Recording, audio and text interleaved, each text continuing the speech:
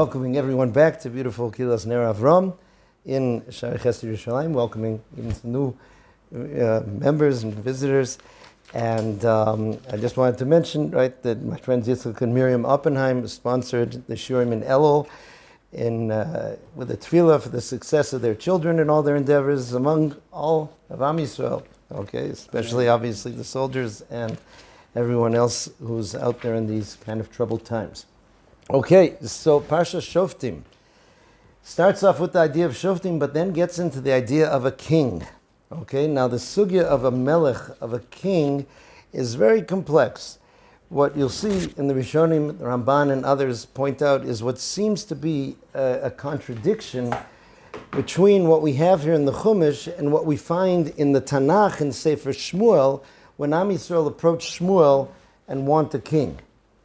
Okay, oh, Shalom Aleichem. Okay. Huh?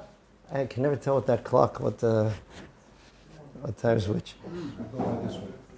Oh. No, like this little one right here. It's 1 minute. Oh, there it is. Oh, you're right, we're early. Okay. Yeah, we're good. Okay.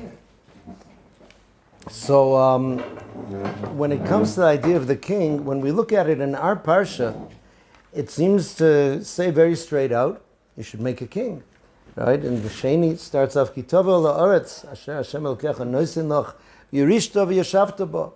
When you come to the land that Hashem gives you, and you inherit it, and you settle it. Va'amarta asima alai melech, k'chol hagoyim asher sriosai. Now this word va'amarta, and you will say, it's interesting. It can either be read as, if you will say, or you will say, right? You should say, and then Hashem says, Som tasim alecha melech, you should place upon yourself a king, asher yivchar Hashem elokecha bo, that Hashem your God will choose that king.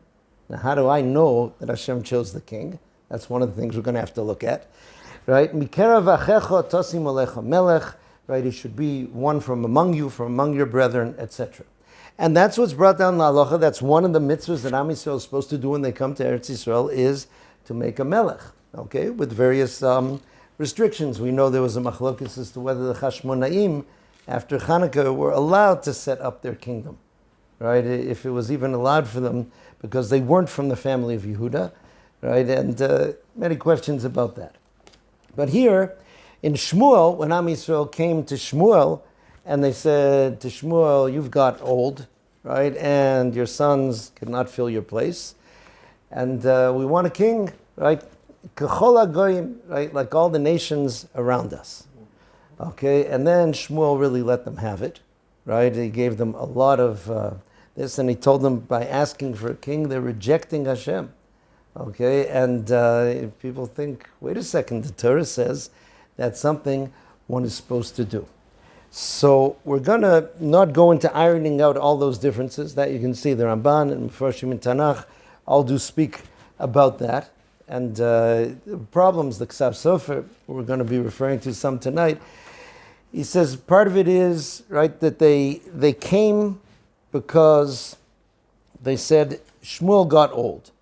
And they said that they wanted a king like the other nations.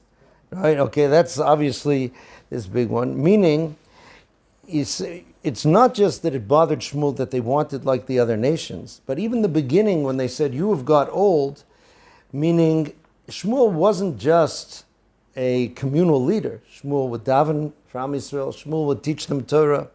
Shmuel would give them tochacha when they wanted. He learned with them. And what they asked for was simply melech l'shoftenu, a king to judge us. Right? Let's leave all that, ruchnistic stuff on the side. Right? We want a king who's going to judge us, who's going to run the government. We're not interested in all that learning you were doing with us and your drushas and your tefillas and stuff. We want a good practical king like the other countries have.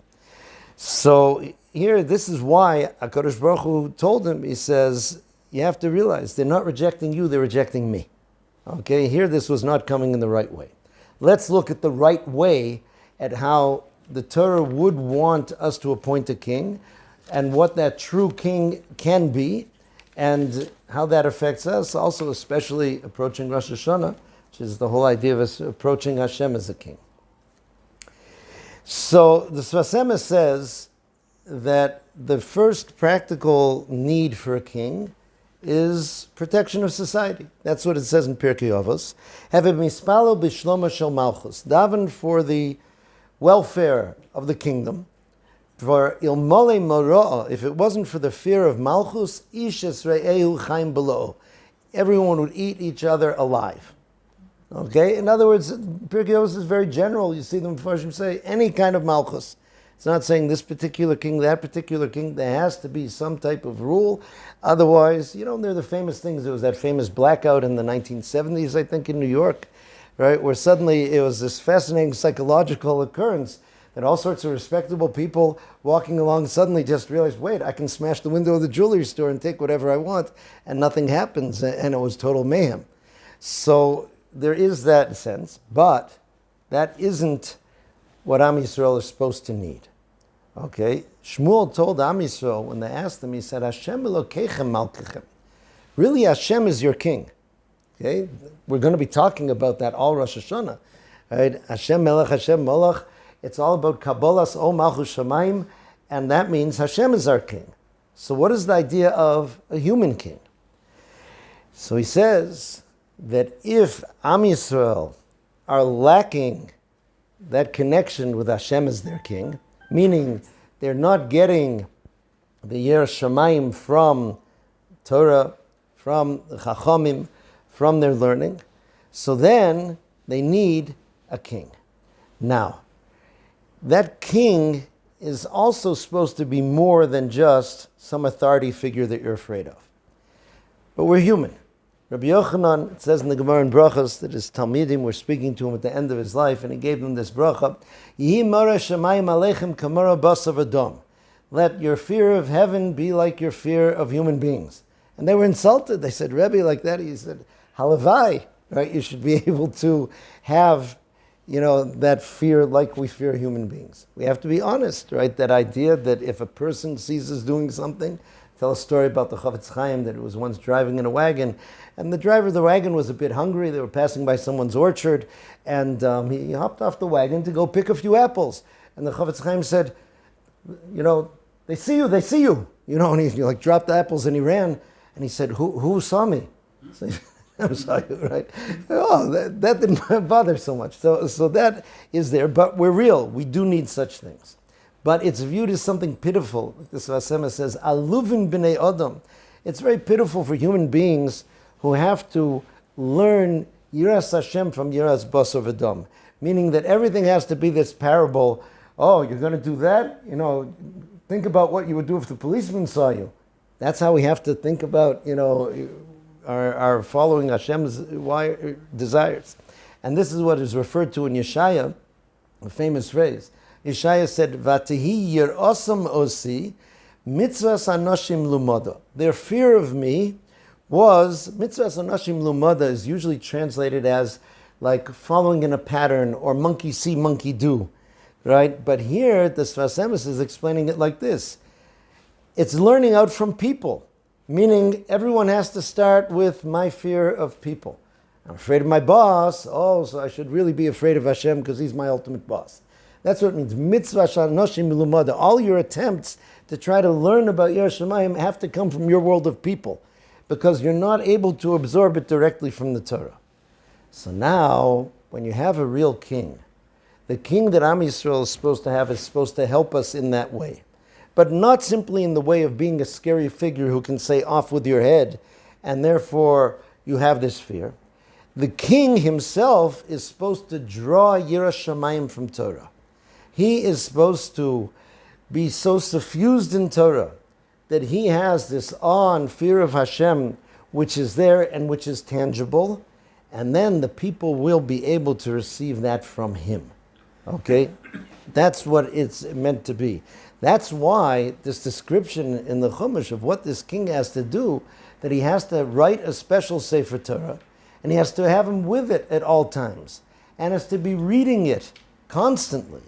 Right? This is Laman Yilmad Liyiras Hashem. It says so that he will learn, and that means he'll always be learning to fear Hashem. So he's meant to be a distributor, a conduit of Yiras Shamayim to the people. And it's not simply supposed to be out of fear, right? Chazal tells the following: La'olam yorotz adam likras melech. A person should run to see a king.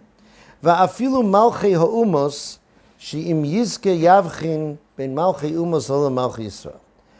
So what that means in Brachas Daf Tes, it says a person should always run to see a king, even a king of other nations, because if you merit, you'll be able to distinguish between the kings of other nations and a king of Israel. So what's going on? Why see any king? So the Sfas explains, Malchuscha Malchus Kol Olamim. We say in Rashi, your Malchus is the Malchus of all worlds, meaning the very concept of Melech exists in the world so that people should have fear of God. Right? In other words, it is that idea, we say, Malchusa da'ara ke'in Malchusa de'rekia, that the kingdom of this world is there to give you some image of the kingdom in Shamayim, so to speak. It's a strange thing that human beings all over the world throughout history, right, did come up with this idea of having a king.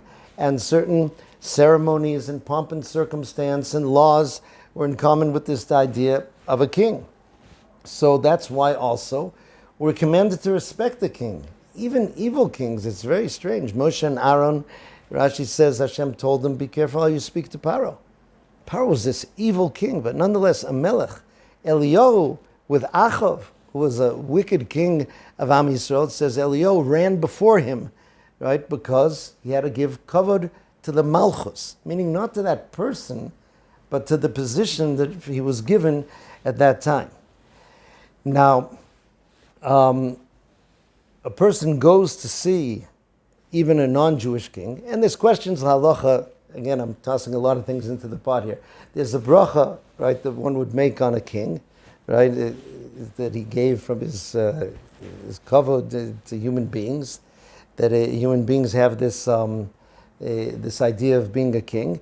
There are questions halacha if you make that on a king who doesn't have the power of life and death, meaning, if it's a king in what you call a constitutional monarchy, right? If you go over to King Charles or something nowadays, if King Charles starts executing people, they're going to lock him up. Huh? Oh, he left? Okay, or whoever it happens to be with these ones. Lamaisa, people still do kavod. A friend of mine said he learned in Gateshead in England in the 1950s, 60s, I guess. I don't know when Queen Elizabeth became queen. 52. So he said after the first year, she did this thing where she goes around the kingdom to visit different spots. So she came to Newcastle. So he said it was during, I think, the 3 weeks, and they'd asked a Shaila to Rav Moshe Feinstein in America, and they were told that the boys from the yeshiva could shave because they were going to go to this thing to receive the queen, right, to do there. And he said there was even one boy from the yeshiva who'd got this big bouquet together, and he managed to slip through security and hand it to her from the Rabbinical College of Gateshead, which was there. So there is this idea of the honor in seeing the kings. But Chazal said we're supposed to be able to differentiate between the kings of other nations and the kings of Am Yisrael. Explains this Vasemis. Because the kings of other nations, all we can learn is fear of onish, fear of punishment. Right? The idea that there's a person there that if you do something wrong, you do something in the way that he doesn't like, he determines what's going to happen in your life. So then you're supposed to be able to extrapolate that to the idea at least of yiras ha'onish. We do have a system of onish and schar, of punishment and reward, which Hashem gives to help us, right, to be able to stay in line. But that's not the level which we aspire to. What we aspire to is called yiras haromamus. That's fear and awe of, right, the greatness of Hashem, of how elevated, so to speak, Hashem is. That's what a Jewish king is supposed to express. Meaning, it's not his own loftiness that he's expressing. It's because he's supposed to be so suffused with Torah and Yiras Shamayim that then a person feels, you manage to absorb from that and feel that towards HaKadosh Baruch Hu. And people who've had the opportunity sometimes to meet such a tzaddik, sometimes you feel that. You feel that you start to relate to Hashem in a different way just because of this relationship to this person. Okay, because that's what he's full of. That's what he's transferring. Okay, so this is, the Ksav Sofer says like this. It says in Kiddushin, on the words in our Parsha, Som Tasim Alecha Melech, you should place a king on you or above you. So the Chazal learned from that, Shetehei a Moso Alecha, that you should have fear of this king. But again, the Ksav Sofer says there are those who are afraid because the king can kill them. And there are those who understand that this king is the one that Hashem chose, and Hashem gave this person this honor in order to bring his will into the world. That's why it describes the Shlomo HaMelech, Vayeshev Shlomo al Kisei Hashem. Shlomo sat on the throne of Hashem. What does that mean? The throne that Hashem made for him. Right? That is what a person's supposed to really feel. That's why it says in the Pasuk, Asher yivchar Hashem Elokecha bo. You want a king that Hashem chooses. And the reason people are following the king is because Hashem chose him. Okay, now how are we going to know if Hashem chose the king? One way is obviously with a Novi. Like we saw, that Shmuel was the one who set up Shaul as king, and then David HaMelech afterwards. But another aspect that the Ksav Sofer says is fascinating, he says, look in the Pasuk, which is all written in the singular in our Parsha. V'amarta, and you will say, singular, Asima alai, I will place upon me, singular, a melech. It's not a person who's putting, it should be the nation that's putting. Why is it phrased that way? So says the Ksav Sofer, he says, the only way you can appoint a king from the people, Shukulam ba'aguda achas, ki ish echad ba'askama l'kabel melech. Everyone has to agree to accept this king. He said, I know, it sounds like a fantasy. Then he says, Hashem gives you the permission to set up a king. If there's going to be different opinions and fights, if we want this king, we don't want this king, there are two parties, this one should be king or that one should be king.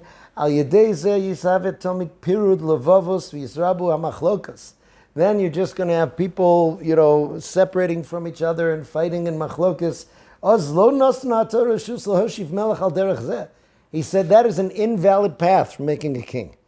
He says that is not only if it's som tasim, right? He says there even one person who disagrees could prevent it. It would have to be that everyone is agreed.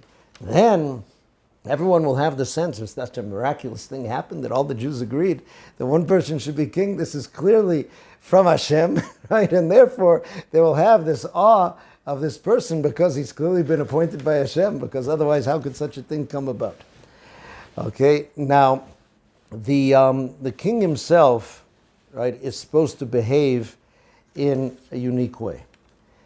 On one hand, we said, Som tasim alecha melech, that you place the king above you, and there's supposed to be this fear and awe of the king, which in its proper sense is fear and awe of Hashem. But then once you have this, he explains the following.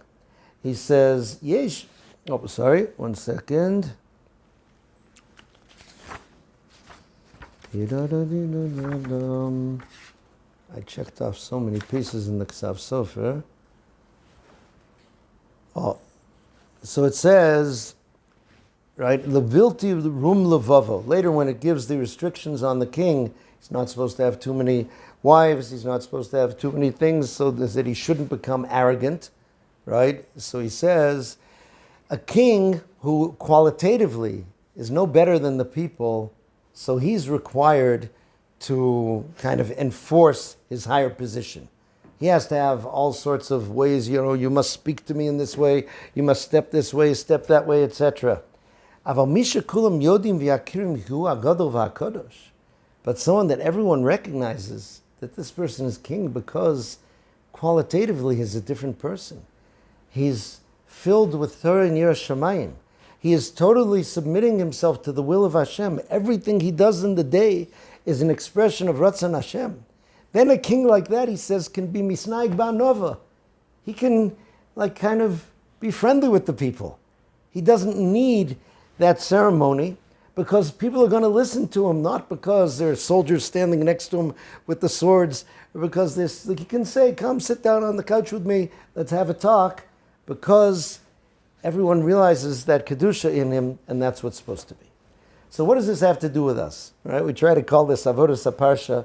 Right? No one of us right now are candidates for king at the moment. Right? It seems, but what is it? You have to remember, all of Am Yisrael are called Bnei Melachim. All of Am Yisrael are called sons of the king. Okay? And that's something we aspire to when we're going to be talking about on Rosh Hashanah. Im kabonim, im kavodim. The Toldos Yaakov Yosef says that's kind of a choice a person is supposed to make. You can either be a servant to the king, or you can be the son of the king. The son does what he does out of love. The servant does because either what he wants to get out of it or punishment he doesn't want to have. We can't fool ourselves into thinking that this Yiras HaRomus comes easily.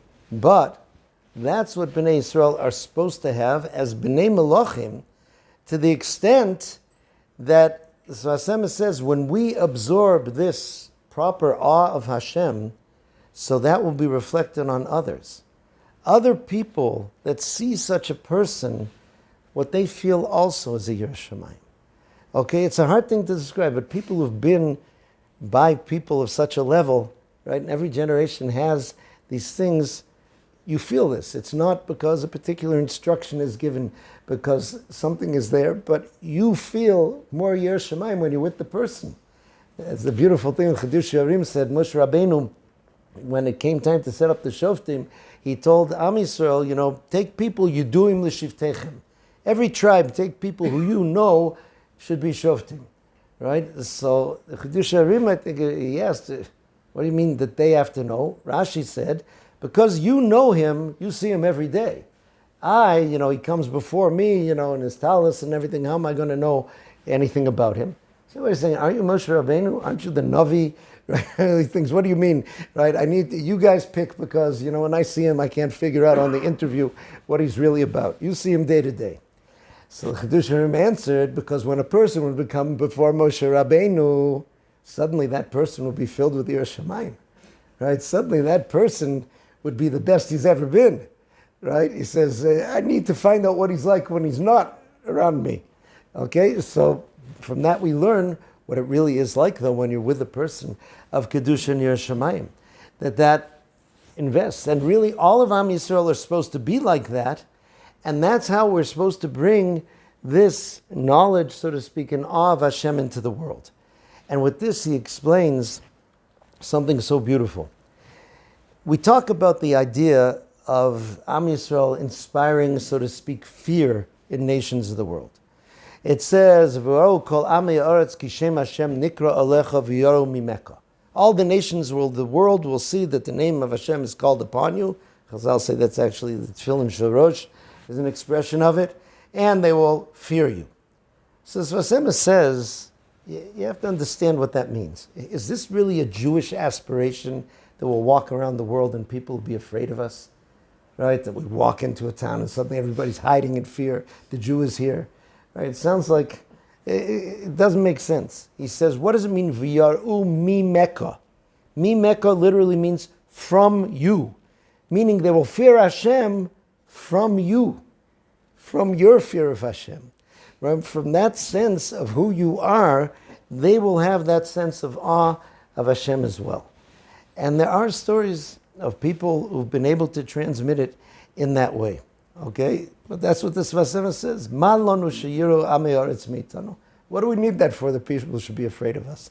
Right? Again, Jews have been persecuted for many years. It's like a nice fantasy of ours that instead of us having to run away from them, that they would have to run away from us. But we can't just be creatures of reflex and sociology. We have to have the values of Torah. What we want to bring into the world is that they'll be connected to Hashem through us, right? And that they'll have that Yiras Shamayim through us. This is why they explain in the description of the king reading the Sefer Torah, V'kara bo kol yemei chayav, that he will read in it, right? The Sefer Torah is described first in the pasuk as nekeva, right? And then it goes into Zohar. It goes from the feminine into the masculine. V'kara bo in the Sefer Torah. Why is that? So it's connected to a story. that the Sadhguru Rebbe explained like this. There was a very famous wedding back in Europe between the Sadhguru Rebbe's son and the daughter of the Rachmistrivka Rebbe. These were two dynasties, the Rizhin dynasty, the Chernobyl dynasty. And it was a very complicated wedding because people who know the history, the Rizhin Rebbe had to run for his life out of Russia. He was imprisoned in Russia. He had to run away. He made it to Romania. But there was always like a death warrant out against him from Russia. And he or any of his children weren't allowed to enter Russia. Now, the other side, the Rachmistrivka side, were in Russia. So they had the wedding at the border, and they bribed the governor who was in charge of that stretch of the border very generously to let the Rebbe come in, and afterwards he would say he received the orders from Russia too late, right, and he let it go through. So they let the Rebbe in, and when this Sadhguru Rebbe came in, the father of the chassan, so the crowds split like Yamsuf, and people were falling behind. And the wife of this officer was watching this, and she asked her husband, "Who's that? That's coming in?" They're doing all this. He said, "That's the big rabbi of the Jews that came in." So she said, "I don't know. Our priests, they always carry their Bible. Where's his Bible? Right? Why isn't he?" So he said, "I think he is the Bible." that was what he said. So one of the Hasidim understood Russian and overheard this, and he told the Sadhguru Rebbe this, and he said that's actually true. Meaning, even though the king has to carry a physical Sefer Torah, the goal is v'kara bo kol yemei chayev, that the Sefer Torah will be internalized by him, and that's the true Sefer Torah he's going to be reading inside of himself. Okay, so that has to be the goal. Each of us are B'nai Melachim, means we have to cultivate that royalty among ourselves as well. Not just understand there'll be a king who is like that. Each of us has to be that expression of that Malchus Shamayim in that way, that it comes from internalizing. The idea of Yiras HaRomamus means there's something so awesome, so beautiful in Judaism that we don't want to wreck it. Right? And it gives us the ability to do so much good for the world that we don't want to spoil it. That's the idea of the Alter Slobodka said, what's this concept? It's called Suga Bashoshanim in Shir Hashirim, a hedge of roses, as they say. People think you build a hedge out of rose bushes so nobody's going to come through because they don't want to get the needles of the roses sticking in them. He says that's not the real reason. He says the idea is a hedge of roses is beautiful. He said, what type of person would want to destroy such beauty, right, to go through? So that is the type of yira that we're supposed to be doing, and that's what we're looking towards getting on Rosh Hashanah, right? When we come to, so to speak, coronate the king again and we stand around. So we are hoping to identify as the children of the king, the servant of the king, to absorb that in us, and then to be able to bring the whole world to it. Because when you look at the tefillah, in Rosh Hashanah, especially Aleinu L'Shabeach, which we say, it's not just about us. It's the Taken Olam Malchus Shakai B'chol B'nei Vasar Yikru B'Shmecha. All human beings will call out in Hashem's name. That happens not through advertising or pushing or public relations or chas v'sholom missionizing. That happens by us being who we're supposed to be, having that true Jewish royalty, and then things will happen the way they're supposed to.